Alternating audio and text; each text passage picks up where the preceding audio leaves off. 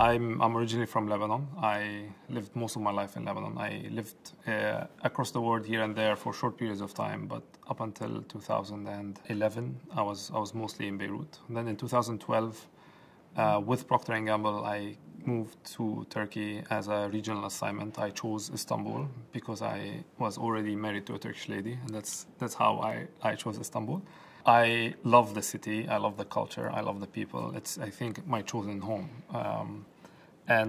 For me, this carries a lot of weight and a lot of meaning. And so, yeah, I came with Procter & Gamble in 1 year. Like when you're visiting Istanbul, you see it in a different lens, a bit like you're a visitor, you wake up late, you go to all the nice areas, etc. But when you live here and you commute, you're hit with the reality of traffic, and I think it's the biggest issue in Istanbul, really. Like how I don't see the crowd as an issue as much as I see the efficiency in traffic and mobility, or I saw that as the biggest issue. And this is kind of like became my motivation. It became kind of almost my brand. It's what I care about, moving in urban cities in more efficiency and in a more sustainable way. So in October, I think, yeah, exactly around these times in 2013, I quit Procter & Gamble. And I started my first startup. Mind you, I was new in the city. I was new in the country. I had no friends, barely just a handful of friends in Procter & Gamble. I didn't speak the language, obviously. I mean, çatpat konuşuyordum ama the language barrier was also there for me. Didn't know the ecosystem, but I had that conviction that I will become an entrepreneur and I will pursue this. And this is where I started my first startup, Volt, which was an on-demand carpooling app. Very simply put, it had an app with two facings. There was a passenger app and a driver app, where as a passenger or as a driver, you could switch between the two modes. From the passenger side, it was like Uber or B-Taxi, but it was connecting you not to a professional driver. It was connecting you to a driver around you going in the same direction at the same time. So it was purely carpooling, but on demand in the city, which is like, today in 2022, we know better. We know that this doesn't work. A lot of companies, including Google and Uber and Lyft, tried it and didn't work. But back then, I was like, had all the drive for it, and so launched it in 2014. 6 months after launch, we had an acquisition offer from BlaBlaCar that we turned down, and we said, no, we want to continue in this path, especially that BlaBlaCar is an intercity, so it's between cities, whereas Volt was purely on-demand urban, right? So it was real-time. So they're like two different, the passion is the same, filling up empty seats and traffic, but the problem statement and what we were trying to solve for was completely different. And we said no, and we kept going. We raised $1.2 million, which today's money is not a lot, but back then it was, for a startup in Turkey, the ecosystem was really in its early days still. It was a good sum of money for a seed startup, but we never got beyond seed level in Volt. And in 2017, I knew that I had to shut it down because I understood that we shot our last silver bullet, basically. And then, long story short, in 2017, I had the idea of solving, the same problem with a completely different solution, like really stepping out, thinking of how can I fill up empty seats and traffic in a completely different mindset and a completely different solution. And this is where Volt Lines was born. Completely different company, completely different cap table, completely different everything. I was just too lazy to come up with a new name, so I just made the car a bus and stick lines, and it was a new company, a new journey. And it started end of 2017. The first angel investor was an Endeavor entrepreneur as well. The journey took off in 2018. We really launched April 2018 when we started invoicing and having customers. And long story short, 4 years, including a pandemic of 2 years, we exited to another Endeavor company, Suval, based in Dubai and listed on NASDAQ, in April of 2022. So it's a Tombi 4 years journey. That's pretty much the quick rundown on the story of how I came and how it came to be.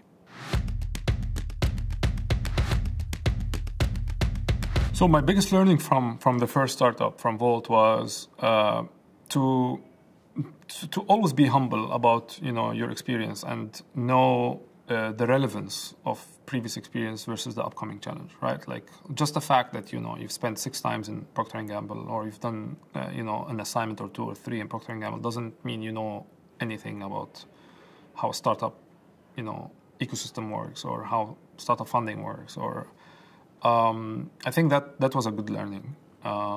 Also, there was like multiple learnings in different areas, such as like my leadership style has changed a lot since the first startup.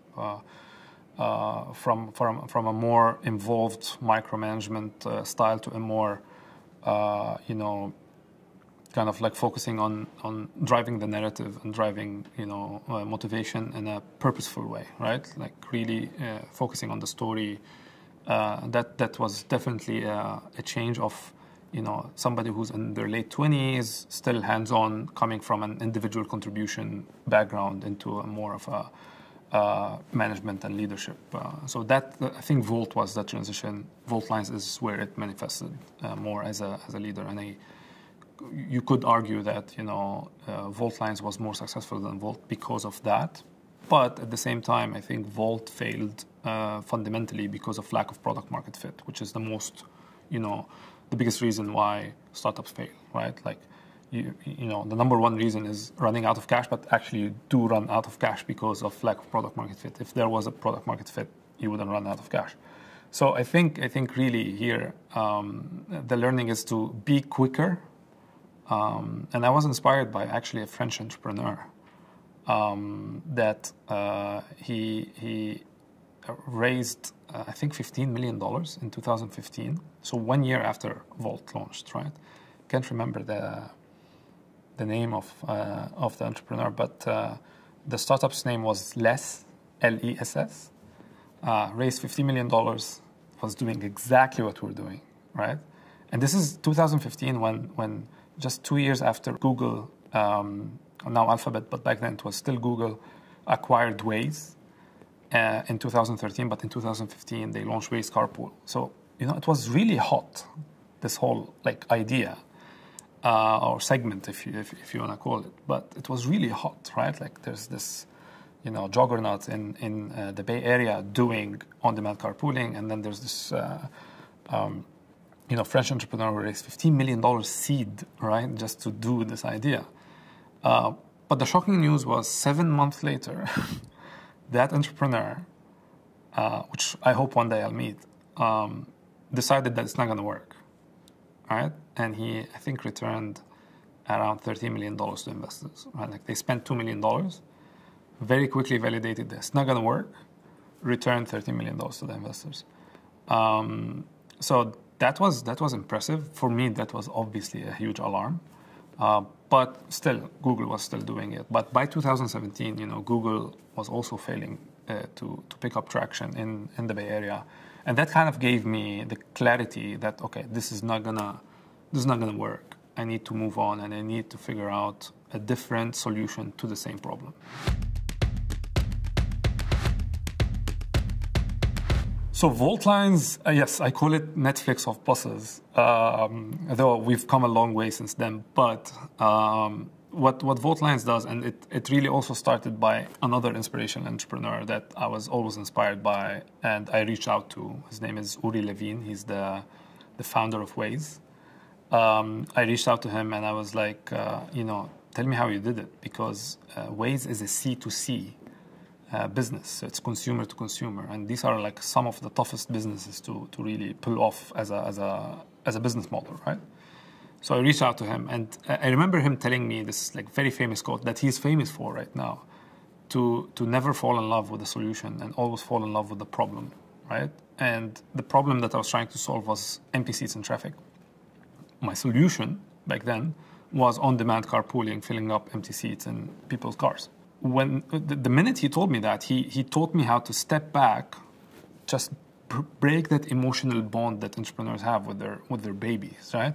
Really cut that, step back and look at the problem itself and see where else is there empty seats in traffic. And this is how the idea came to be, right? The empty seats were like there's everywhere empty seats, but corporate buses had a lot of empty seats, right? And then it was, you know, when I started looking at it, I realized that there's a huge market. You know, it's a $1.7 billion market in Turkey alone, and it's always $1.7 billion. It's a dollarized market. It's transportation, right? So it's driven by the vehicles and by the petrodollars, which the gas. You know, it's a dollarized market, right? So it's driven by the vehicles and the gas, right? So I started looking deeper into it and started trying to understand it better. And I realized, oh, you know, there's really something big here. And this is where the light bulb kind of came. In short, what Voltlines does is there's 50,000 buses, personnel services, corporate shuttle buses, moving corporate employees and students in Istanbul. 50,000 in Istanbul, 70,000 in total Turkey. But the bulk is really in Istanbul, right? These 50,000 buses, right, operate only like 4 or 6 hours a day, right? Most of the day they're not working. And when they're operating, half of them are empty. And that's, you know, in terms of occupancy, that's when the bus arrives at the destination. If you calculate the route efficiency, like how many seat kilometers are produced over a certain route and how many seat kilometers are filled, that metric drops down to 35%. So really, the efficiency is really, really low. There's a lot of empty seats. And when you talk to corporates, they're complaining about the experience and about the cost. When you talk to drivers, they're also complaining about the routes. You talk to passengers, they're complaining about how long it takes. So everywhere you look at it, there were issues. And the idea coming from a, shared mobility, the idea was to make it a shared network. Instead of each company renting its own buses, right, that you cannot, as a single company, fill up, to turn it into a monthly subscription per employee, where you subscribe for every employee into a shared network. And long story short, today we are operating around 500 buses in Istanbul, moving thousands of people on a shared network where people can, using the app, can book a seat on any of the lines going from homes to business districts within Istanbul. So this is where the Netflix analogy comes from, that, it's subscription-based, and it's instead of a library of movies and series, it's a library of buses, right? And the more buses we add, the more express the lines become, the faster it becomes for the subscribers to go home.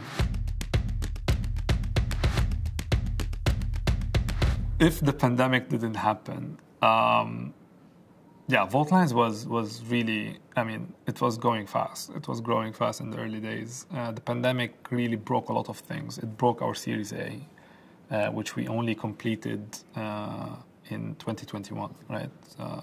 So 2020 was a lost year, technically.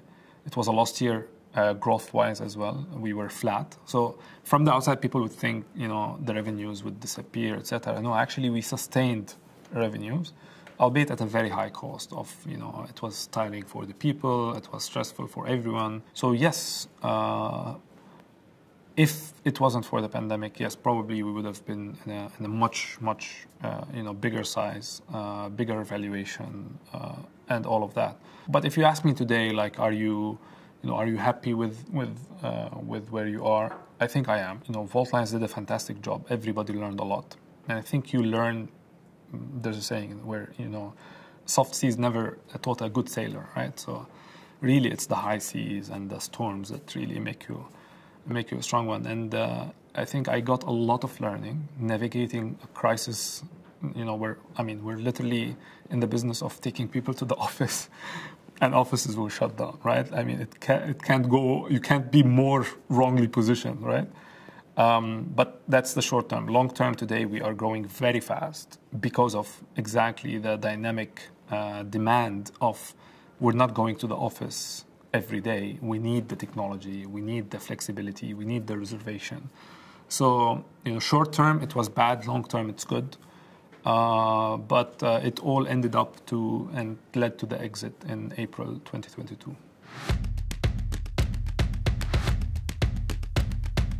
I think I like having fun. I don't want to be in a very stressful or tense environment. So that's why I usually, being a leader, you're lucky in the sense that you get to choose who you work with. So you end up picking people up along the way that, you surround yourself with people that are, one, better than you.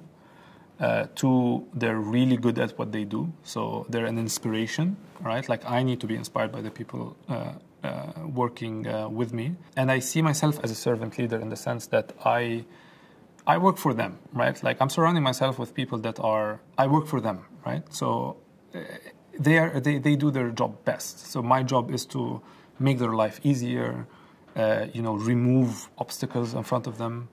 So my job as a servant leader is that I work for my people, right? So they're better than me in what they do. This makes me, inspired by them. So I work for them. I solve their problems. I make their life easier. And, in the process, you should have fun. Workplace is not, an inspiring workplace is not a place of stress or tension. It's a space of fun. It's a space of achievement. It's a space of learning. It's a space of expanding potential. Just like 2 days ago, one of my colleagues said, what we achieved in September, which currently is confidential, I cannot say, but he said what we achieved in September, for me, felt like more than an MBA. And for me, this, meant the word, right? Because, you're creating that opportunity, you're creating that chance, and, they're feeling like they're getting something that's better than an MBA. This is it. For me, this is what leadership is, and this is what I'll continue to do.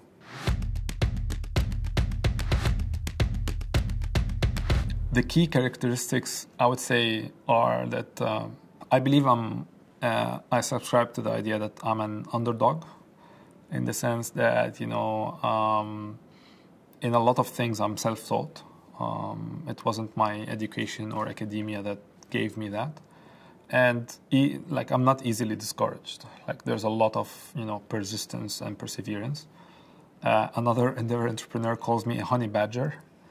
I don't know do you know the honey badger story? It's so Sartaj, cheers from here. He calls me, man, you're a honey badger, because, and I didn't know the story of honey badgers, but he said he's like a honey badger is just a small animal, kind of an underdog in the animal kingdom, but he attacks like really big animals. And when that animal attacks, they just like bite the big animal and just like, keep that bite for like 7 days, right? Like they're stuck until that animal bleeds and just dies, right? And then the honey badger enjoys the meal. But, it's not very, excessive strength. And I feel like, yes, I do subscribe to the idea that I am a honey badger. Not that the honey badger looks anything good, but I think this is it: the persistence and the perseverance and the determination to achieve something. About the exit, it's the timing. Everybody, that's a conversation that I get from everyone. Like, wow, the timing, you got lucky, etc. Or how did you time it? I think. And on my Instagram, I have this link about, is success luck? It's a very interesting video that I've put it as my link on social media. I think there's an element of luck, obviously, but there's also an element of reading the room and understanding, the environment that you're operating in, and knowing when to fail, like Volt, knowing when you failed, and understanding that, okay, there's no point of just persisting, right? Because it's really, it's an art and a science, but mostly an art. In the sense that, persistence is what, yes, you got rejected 100 times before you got an investment for Voltlines, but what kept you going? Why did you know on the 90th rejection that you should keep going versus you did give up just a few months before about a startup, right? In the particular exit of Voltlines, it was, I think what triggered it or what started it was the currency crash in Q4 of 2021. I don't know if you remember, but we were going at 8.59 to the dollar, and then there was some funny stuff that happened, and then it went up all the way to 18. This was a point where we just started our Series B. We were raising $20 million. We were in active conversations with investors. And the single complaint was currency and the fact that we are focused, and our revenue is focused on Turkey. There was no other issue. Like every single problem statement that was put before was solved, right? It was just a currency. And, when the currency crash happened and I understood, the rates policy of Turkey, etc., like I understood that this is not going to be solved anytime soon, right? This is going to be the going direction at least till mid-2023. And this is where I realized I can't change that. This is, there's your circle of influence and your circle of concern. This was in my circle of concern. I could not do anything about it. And for me, it was, clear that I need to pursue an exit. And this is where I reached out to Swivel. Like I reached out to them. I said, hey, let's talk. And when we sat down, they were not convinced with, like they did not approach, right? But I positioned it well for them. I said, listen, Turkey is a massive market. We do also have amazing talent in Turkey. So we would be a huge asset for Swivel, right? Because for a strategic investor, the currency is a vanity concern. It's a short-term concern. The strategic investor is interested in tapping into the talent and tapping into the know-how and tapping into building market share in a massive market, right? So these all we ticked all the boxes on these fronts with Swivel. We did not tick these boxes for an institutional investor that just wanted to have a monetary return. I did ping Swivel on March 22nd. We met again on March 24th. And then we signed the SPA on April 24th. And we closed the deal on May 25th. Like, as a timeline, anybody who knows anything about M&A knows that this was an intense timeline where we did, it's a $65 million deal. It was intense, right? But we got it done, and it had to be done in this time frame. And I'm very happy that I did that.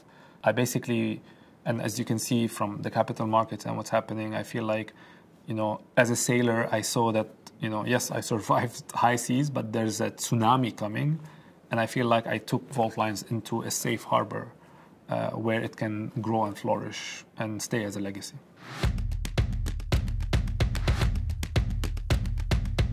Yeah, absolutely. I don't know if in post-production we can put some shots of the unicycle so that the audience knows what we're talking about. But yeah, I use an electric unicycle, which is one wheel, to commute in Istanbul. I've been using it since 2016, so it's been 6 years, non-stop, never missed a day. And it's the most beautiful thing I've ever seen. It's I think the ultimate. It's the ultimate machine in terms of technology. It's incredible what it does. But one thing the unicycle is it's funny that we're talking about it, but it's it's very dynamic, right? It's very adapted to the city. It's incredibly powerful yet nimble. Like you can literally pivot 90 degrees in the same spot. Like no mobility machine can do that. And it's very freeing, right? Like you feel like you're flying because you're not touching anything, right? And you just lean forward and you fly. And there's no traffic. I love this saying that it says there's no traffic, you are the traffic. Because if you're stuck in traffic, you're probably the traffic, right? Like look at the car that you're driving and how you're moving a ton of steel just to move yourself. And one thing that it taught me is to live in the moment. Because, it's like meditation, a physical form of meditation, because you can't think about anything else. You cannot be distracted, you would die. So you have to be in the moment and you have to be focused, and I enjoy that a lot. Yeah, so my children are a big part of my motivation, obviously. I always used to say that, Karamjan probably will not learn how to drive. I think it should be illegal for humans by then to drive in cities. So I'm a big believer of the future of autonomous and electric mobility. And this is where the name Voltlines really came from and the motivation of it. I also recently had a daughter, Layla Ellis. She's 9 months old now. So obviously, I feel like my motivation and whatever I do next, for now, I will continue in Swivel. But whatever I do next will be about sustainability, will be about making this a better city and a better planet, and just leaving the world better than we found it is really my driving force in everything that I'll do next. Yeah, so Dubai and Istanbul are my two homes. Obviously, Istanbul is where I'm rooted from a family perspective and from a personal life perspective and from a business perspective. But Dubai also has, a lot of my friends and the investors that I met along the way. And it's funny how when you look at them as two like racing cities, let's say, or competing cities, Istanbul had a head start in the beginning, and then Dubai caught up and got ahead. But just only recently, Istanbul started catching up again, and then getting ahead with big names like Insider, Trendyol, Getir. So the ecosystems are definitely rich. I think Istanbul has a more of an engineering driven ecosystem. So there is in the talent pool more engineering. I hope that we will be able to do a better job in retaining them in Turkey and not losing them to Europe, because we do lose a lot of engineers to Europe. And this is I think, going to be a huge effort, not only from the entrepreneur side, but also like an overall ecosystem and, economy aspect to it. But one thing that I hope Istanbul does better is, Dubai is very diverse. It's incredibly diverse. You would see, entrepreneurs and investors from literally all over the world, all over, like very diverse nationalities. And that gives it an edge. That gives it a different lens in seeing things and capitalizing on opportunities that makes it a hub, like a true hub in a true meaning. And that's a hub for a global market. Whereas Istanbul has the bliss and the curse of being the hub of a big country. So you would see a lot of the ecosystem, a lot of the companies focused inwards on serving the local market, us included. Voltlands was super focused on Turkey, given that the opportunity was really big in Turkey. And today, even in Swivel, Turkey is one of the biggest markets, right? So you would still see how this makes sense, that it is a bliss and a curse, right?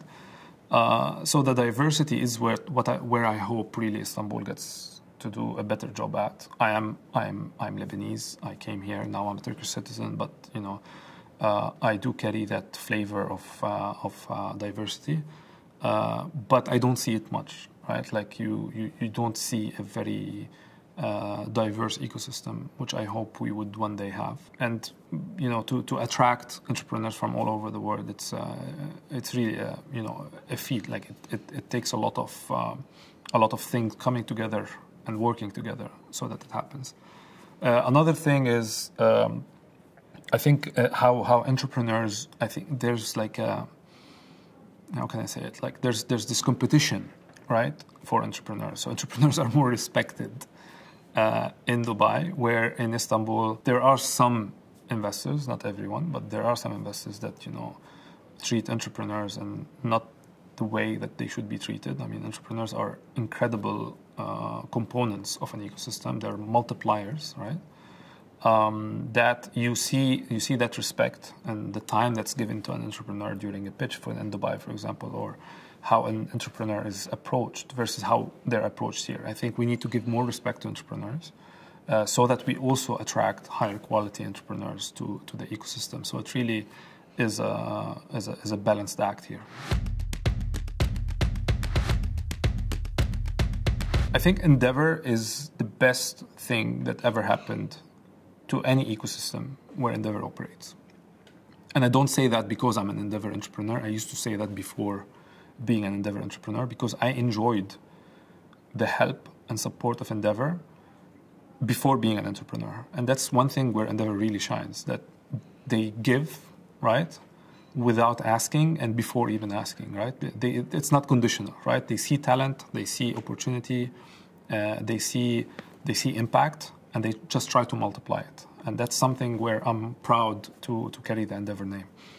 I met Endeavor in 2015 through one of the ecosystem events.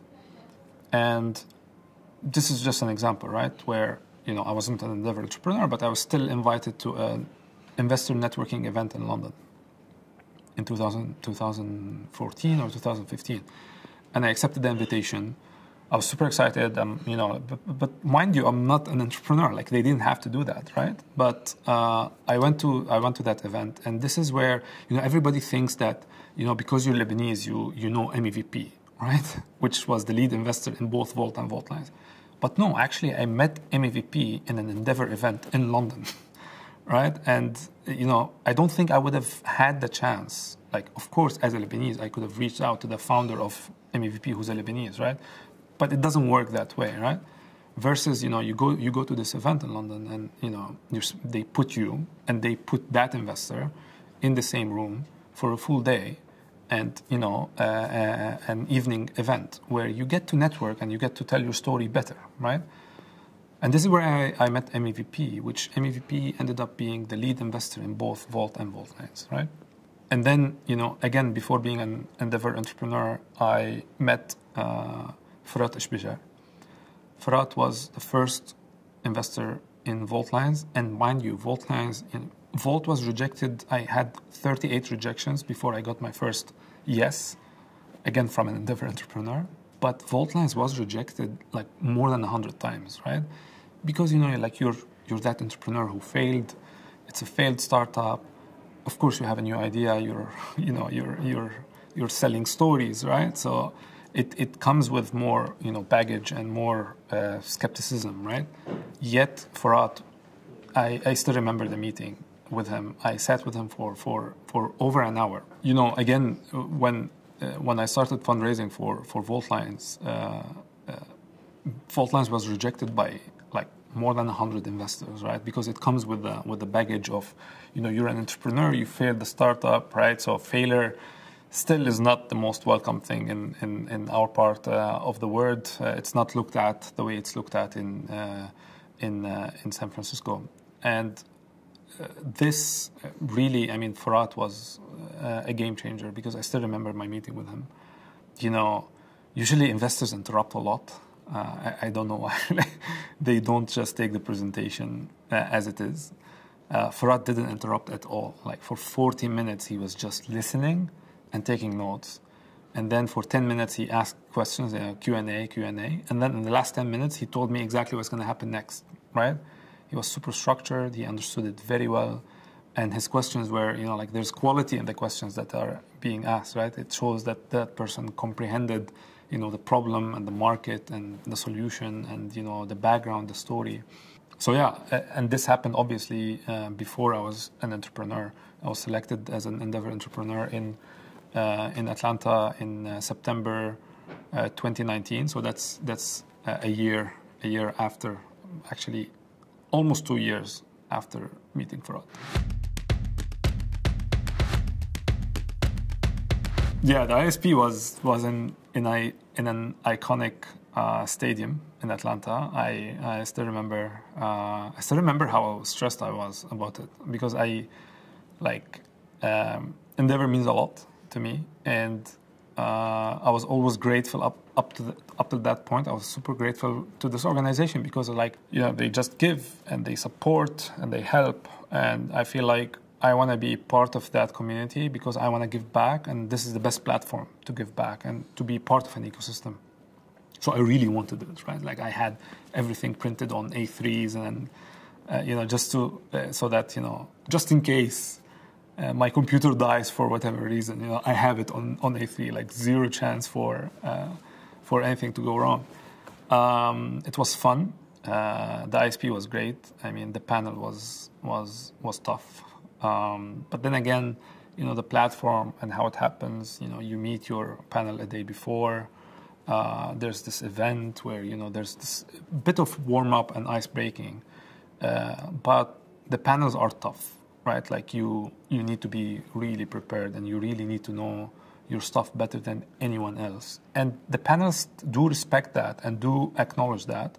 But at the same time, they asked a lot of questions, right? Like, especially in our case, we were a growth company, right? So we were focused on growth. And the panel was skewed towards more profitability and sustainability, rightfully so.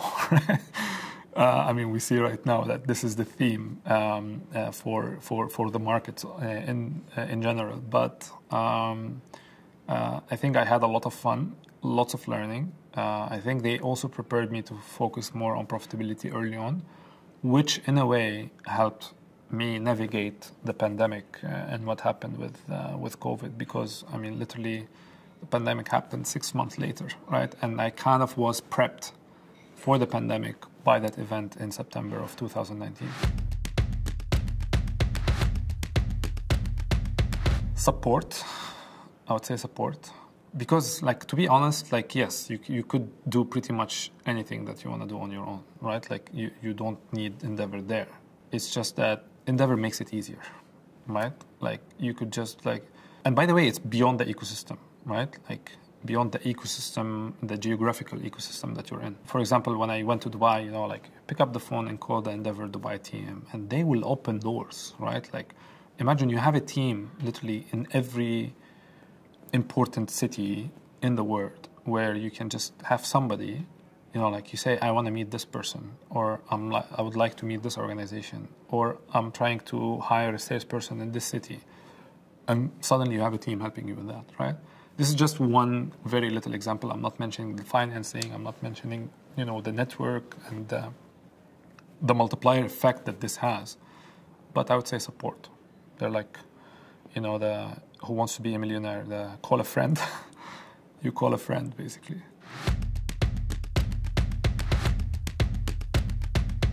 My message to Endeavor is, I love you guys. Seriously, I'm super proud and happy to be part of the Endeavor family, Equivarsinens. And I really can't wait to see what you will achieve in the next 15 or 150 years. This is an organization that will most probably outlive us because of the impact that it creates and because of the multiplier effect that it has. I'm super happy to be part of it. And thank you so much for everything that you've done to me before I was an Endeavor entrepreneur and after being an Endeavor entrepreneur. So thank you.